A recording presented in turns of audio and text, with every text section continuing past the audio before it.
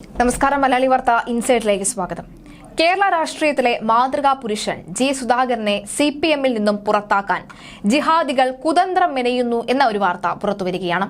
അതിനിടെ സുധാകരന് വേണ്ടി കോൺഗ്രസും ബിജെപിയും കരുക്കൾ നീക്കി തുടങ്ങി.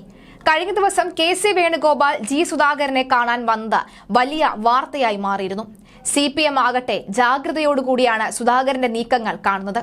വേണ്ടിവന്നാൽ സുധാകരനെ പുറത്താക്കാൻ സിപിഎം തീരുമാനിച്ചുവെന്നും വരും. പാർട്ടിയിൽ നിന്ന് നിരന്തരം അവഗണന നേരിടുന്ന സുധാകരന്റെ നിലപാടുകളെക്കുറിച്ച് പലവിധ അഭ്യൂഹങ്ങളാണ് പ്രചരിക്കുന്നത്.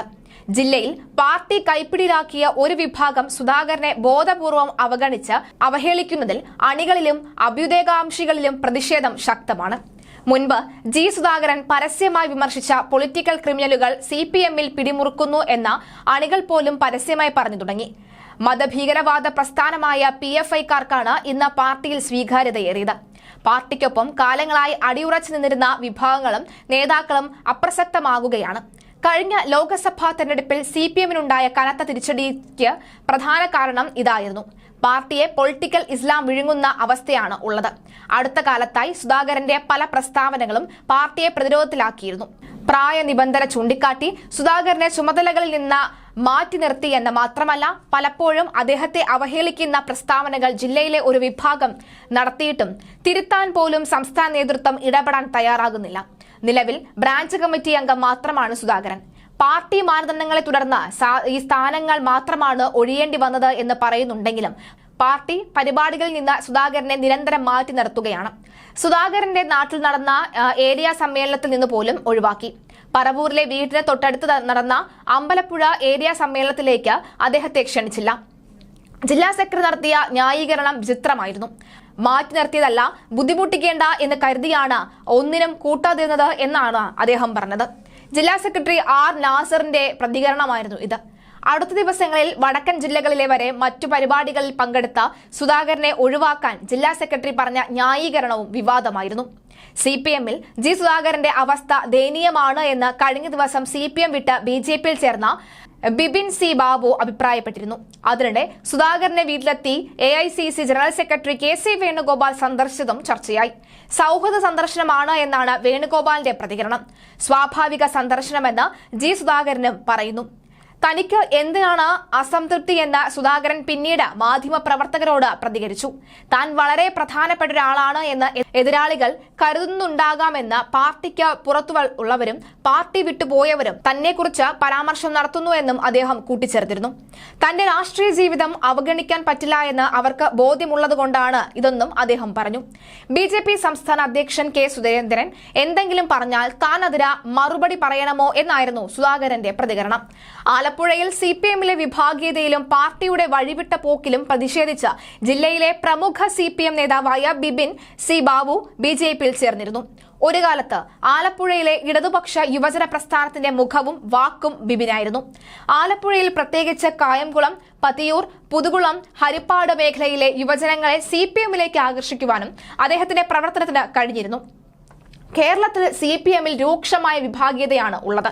എല്ലാ ജില്ലകളിലും അസംതൃപ്തിപരമായിട്ടുള്ള അണികളും നേതാക്കളും ഏറെയുണ്ട്. ആലപ്പുഴയിലും സ്ഥിതി ഇതുതന്നെയാണ്. ജി സുധാകരനെ പോലെയുള്ള മുതിർന്ന നേതാക്കൾക്ക് ഇന്ന് സിപിഎമ്മിൽ സ്ഥാനമില്ല. പാർട്ടി ചില ഫോക്കസുകളുടെ പിടിയിൽ അമർന്നു കഴിഞ്ഞു. സിപിഎം കേരളത്തിൽ പൂർണ്ണമായും അപ്രസക്തമാകുന്ന കാലം വിദൂരമല്ല എന്ന് വ്യക്തം. എല്ലാ ജില്ലകളിലും നേതാക്കളടക്കമുള്ള നിരവധി പ്രവർത്തകർ പാർട്ടി വിടാൻ തയ്യാറായി നിൽക്കുകയാണ്. എല്ലാവർക്കും പ്രതീക്ഷ BJPയിലാണ്. രാജ്യത്തിനായി നിലകൊള്ളുന്ന പാർട്ടിയാണ് BJP. നരേന്ദ്രമോദിയുടെ നേതൃത്വത്തിൽ ഭാരതം വളർന്നുകൊണ്ടേയിരിക്കുന്നുവെന്നും ലോകത്തിന്റെ നേതാവാണ് എന്നുമാണ് ബിപിൻ സി ബാബു പറഞ്ഞു വെക്കുന്നത്. BJP ഭരണം ഭാരതത്തിന്റെ വളർച്ചയ്ക്കും വികസനത്തിന്റെയും പ്രാമുഖ്യം നൽകിക്കൊണ്ടാണ് ഉള്ളത്. നരേന്ദ്രമോദി അധികാരത്തിലെത്തിയ ശേഷം ഭാരതത്തിലെ ഉണ്ടായ വികസനം നമ്മൾ നേരിൽ അനുഭവിക്കുകയാണ്. റോഡ്, റെയിൽവേ മേഖലയിൽ ഉണ്ടായ മാറ്റം നമ്മൾ കണ്ടുകൊണ്ടിരിക്കുന്നു. അടിസ്ഥാന സൗകര്യ മേഖലയിൽ വൻ കുതിച്ചാട്ടമാണ് ഉണ്ടായിരിക്കുന്നത്. സിപിഎമ്മിനുള്ളിലുള്ള പലർക്കും ഈ അഭിപ്രായമുണ്ട്. രാഷ്ട്രീയമായി എതിർക്കുന്നതിനാലാണ് അവരൊന്നും ഇത് പുറത്തു പറയാതിരുന്നത്. സിപിഎമ്മിന്റെ ചിന്ത ഇപ്പോൾ വളരെ സങ്കുചിതമാണ്. ദേശീയമായി ചിന്തിക്കാൻ അവർക്ക് കഴിയുന്നില്ല.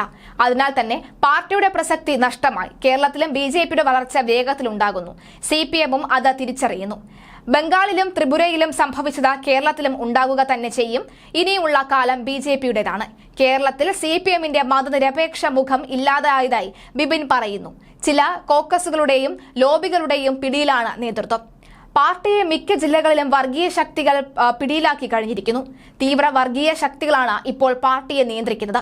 ലോക്സഭാ തെരഞ്ഞെടുപ്പിൽ CPM നേരിട്ട ദയനീയ പരാജയം എല്ലാവരും കണ്ടതാണ്. മുൻ മന്ത്രി G സുധാകരന് പോലും ദയനീയ അവസ്ഥയാണ്. ഒരു വിഭാഗത്തിന്റെ കയ്യിലാണ് പാർട്ടി. ഇനി CPMന് ഇങ്ങനെ മുന്നോട്ട് പോകാൻ കഴിയില്ല. ആലപ്പുഴയിൽ ആയിരക്കണക്കിന് പേർ പാർട്ടി വിട്ടു പോകുന്ന ഘട്ടത്തിലാണ് ഈ സമ്മേളനകാലം കഴിയുമ്പോൾ എല്ലാവർക്കും അത് ബോധ്യപ്പെടും. സമ്മേളനങ്ങളെല്ലാം സംഘർഷത്തിലാണ് കലാശിക്കുന്നത്. എല്ലായിടത്തും പൊട്ടിത്തെറിക്കാൻ തയ്യാറായി നിൽക്കുകയാണ് പ്രവർത്തകർ. അത് സംഭവിക്കുക തന്നെ ചെയ്യും. തീവ്ര വർഗീയ ശക്തികൾ പാർട്ടിയെ ഹൈജാക്ക് ചെയ്യുകയാണ്. അതിന്റെ ഭാഗമാണ് G സുധാകരനോടുള്ള അവഗണന. ഇത് സംബന്ധിച്ച് സംസ്ഥാന നേതൃത്വത്തിന് കത്ത് നൽകിയിരുന്നു. എന്നാൽ നേതൃത്വം ഇതൊക്കെ മനസ്സിലാക്കിയിട്ടും ഈ ശക്തികൾക്ക് കൂട്ടുനിൽക്കുകയാണ്. അങ്ങനെയുള്ള ഇടത്ത് ഇനി മുന്നോട്ട് പോകാൻ കഴിയില്ല. CPMൽ തുടരാനാകാതെ നിരവധി പേർ പുറത്തു പോകാൻ തയ്യാറെടുത്തു കഴിഞ്ഞു. അവരെല്ലാം അധികം വൈകാതെ എന്റെ വഴി തിരഞ്ഞെടുക്കുക തന്നെ ചെയ്യുമെന്നാണ് ബിബിൻ അവസാനമായി പറഞ്ഞു വെക്കുന്നത്. ഏതാനും മാസങ്ങൾക്ക് മുൻപാണ് KK ശൈലജയ്ക്കെതിരെ സുധാകരൻ രംഗത്തെത്തിയത്. ആരാണ് ഈ ടീച്ചറമ്മ എന്നാണ് സുധാകരൻ ചോദിച്ചത്.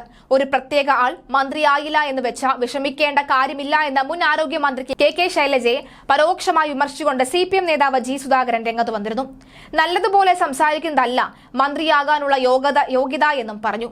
പത്തനംതിട്ട തിരുവല്ലയിൽ ജോസഫ് M പുതുശ്ശേരിയുടെ പുസ്തക പ്രകാശന ചടങ്ങിൽ സംസാരിക്കവെയായിരുന്നു സുധാകരന്റെ പരാമർശം. പുതുശ്ശേരി പറഞ്ഞു, ടീച്ചറമ്മയെ മന്ത്രിയാക്കിയില്ല എന്ന്. ആരാണ് ഈ ടീച്ചറമ്മ? അങ്ങനെ ഒരു അമ്മയെ ഞാൻ കേട്ടിട്ടില്ല. ഒരമ്മയ്ക്കും ആരും അങ്ങനെ പേരിട്ടിട്ടുമില്ല. അവരവരുടെ പേര് പറഞ്ഞാൽ മതി. ഒരു പ്രത്യേക ആൾ മന്ത്രിയായില്ല എന്ന് വെച്ച് വേദനിക്കേണ്ട കാര്യമൊന്നുമില്ല. കഴിവുള്ള പലരും കേരളത്തിൽ മന്ത്രിമാരായിട്ടില്ല. വാർദ്ധക്യമായില്ലേ? ചിലപ്പോൾ ആകുമായിരിക്കും. ഞാൻ വിമർശിക്കുകയല്ല. പലരും പലതരത്തിൽ മന്ത്രിയാകും. ആ മന്ത്രിമാരെ പറ്റിയല്ല ഞാൻ പറയുന്നത്. കൊച്ചു കൊച്ചു പാർട്ടിക്ക് ഒരു MLA മാത്രമേ കാണൂ. അയാൾ മന്ത്രിയാകും. പുതിയ ആളായിരിക്കും. അത്യാവശ്യം ഒരു ലാത്തിയൊക്കെ ശരീരത്തിൽ കൊള്ളണം.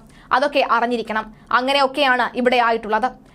സഹാനുഭൂതിയോ നല്ലതുപോലെ സംസാരിക്കുന്നതോ അല്ല മന്ത്രിസ്ഥാനം ലഭിക്കുന്നതിനുള്ള യോഗ്യത. ആ പ്രസ്ഥാനത്തിന് വേണ്ടി പ്രവർത്തിച്ച് പ്രസ്ഥാനത്തെ വളർത്തി അഭിപ്രായങ്ങൾ ധൈര്യമായി പറഞ്ഞ് തുല്യ അവസരങ്ങൾ ഉപയോഗിച്ച് പ്രക്ഷോഭങ്ങളിൽ മുൻപന്തിയിൽ നിന്ന് അങ്ങനെയാണ് വരേണ്ടതെന്നാണ് സുധാകരൻ പറഞ്ഞത്. പൊളിറ്റിക്കൽ ക്രിമിനൽസ് എന്നൊരു വിഭാഗം വളർന്നു വരുന്നുണ്ട്. ഇത് ഞാൻ പറഞ്ഞിട്ട് 2 വർഷമായി. അത് വർദ്ധിച്ചു വരുന്നുണ്ട്. പൊളിറ്റിക്കൽ ക്രിമിനലുകളുമായി ചങ്ങാത്തം കൂടി പത്രമാധ്യമങ്ങളിൽ അവരുടെ താല്പര്യപ്രകാരം വാർത്ത കൊടുക്കുക. ഒരു കൂട്ടം പൊളിറ്റിക്കൽ ക്രിമിനലുകളായിട്ടുള്ള മാധ്യമപ്രവർത്തകരുമുണ്ട്. ഇത് ഒരിക്കലും പാടില്ല, സുധാകരൻ വ്യക്തമാക്കി. പൊളിറ്റിക്കൽ ക്രിമിനലുകൾ എന്നുദ്ദേശിച്ചത് ജിഹാദികളെയാണ്. ഒന്നാം പിണറായി സർക്കാരിന്റെ കാലത്ത് ആലപ്പുഴ ജില്ലയിൽ നിന്ന് CPMന് 2 മന്ത്രിമാരാണ് ഉണ്ടായിരുന്നത്. TM തോമസ് ഐസക്കും G സുധാകരനും. രണ്ടാം പിണറായി സർക്കാരിൽ ഇരുവരും ഒഴിവാക്കപ്പെട്ടതോടുകൂടി ജില്ലയിലെ മന്ത്രിമാരുടെ എണ്ണം 1 ആയി. 2016 നിയമസഭാ തെരഞ്ഞെടുപ്പിൽ 10 സീറ്റുകളിൽ 9 എണ്ണത്തിലും LDF വിജയിച്ച ജില്ലയിലാണ് ആലപ്പുഴ. കഴിഞ്ഞ നിയമസഭാ തെരഞ്ഞെടുപ്പിൽ 9 സീറ്റുകൾ നിലനിർത്താനായി.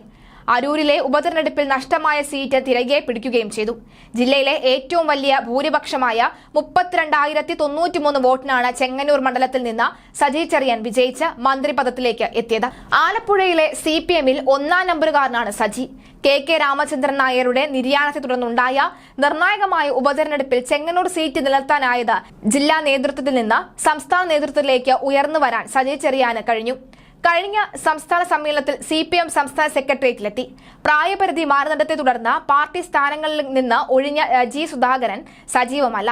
TM തോമസ് ഐസക് തലസ്ഥാനത്ത് കേന്ദ്രീകരിച്ചാണ് പ്രവർത്തനം.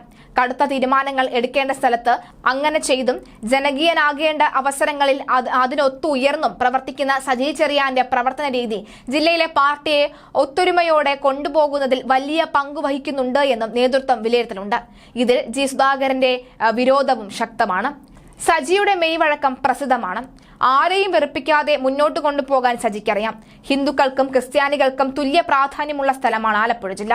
പിണറായിയുമായി ഉടക്കി നിൽക്കുന്ന G സുകുമാരൻ നായരുമായി വരെ അടുത്ത ബന്ധമാണ് സജി ചെറിയാൻ പുലർത്തുന്നത്. വിവിധ ജാതി മതസ്ഥരെ വഴക്കില്ലാതെ നയിക്കാൻ കഴിയും എന്നതാണ് സജിയുടെ ഏറ്റവും വലിയ നേട്ടം. ജിഹാദികളുടെ പിടിയിലാണ് സജി ചെറിയാൻ എന്നാണ് ബിബിൻ പറയുന്നത്. സുധാകരന് ബിബിനുമായി അടുത്ത ബന്ധവുമുണ്ട്. G സുധാകരൻ കടുത്ത അമർഷത്തിലാണ് ഉള്ളത്. പ്രധാന നേതാക്കൾ അദ്ദേഹത്തെ കാണാതിരുന്നാൽ രണ്ടും കൽപ്പിച്ച് അദ്ദേഹം തീരുമാനമെടുക്കുന്നുവെന്ന് കരുതാം.